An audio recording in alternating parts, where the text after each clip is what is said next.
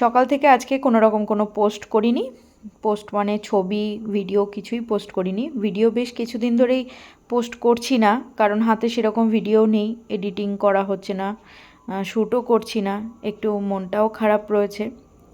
সেই জন্য ভাবলাম আজকে একটু চিলি চিকেন বানাচ্ছি, সেই ভিডিওটাই একটু করে তোমাদের সাথে শেয়ার করি। চিলি চিকেনের রেসিপি নতুন করে আর তোমাদেরকে দেখানোর কিছু নেই, সবাই যেভাবে করে আমিও সিম্পল সেভাবেই করছি।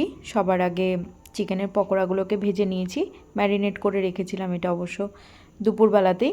এবার কড়াইতে তেল দিয়ে ওর মধ্যে আদা রসুন কুচো আর কিউব করে কাটা পেঁয়াজ ক্যাপসিকামটা দিয়ে খুব ভালো করে নেড়ে চেড়ে ওর মধ্যে টমেটো সস, চিলি সস আর সয়া সস দিয়ে খুব ভালো করে মিক্স করে যে চিকেনের পকোড়াগুলো ভেজে রেখেছিলাম সেগুলো ওর মধ্যে অ্যাড করে খুব ভালো করে মিক্স করে নিচ্ছি।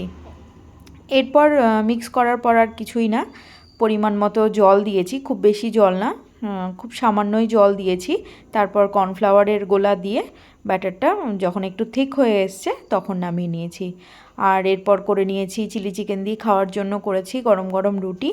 ইচ্ছে ছিল একটু ফ্রাইড রাইস করব, কিন্তু আর ইচ্ছে করছিল না, তাই ছেলেকে বললাম বাবু আজকে রুটি করি, রুটি দিয়েই খেয়ে নে। ও বললো কোনো প্রবলেম নেই মা, তুমি করে ফেলো, যেটা তোমার ইজি মনে হবে তুমি সেটাই করো।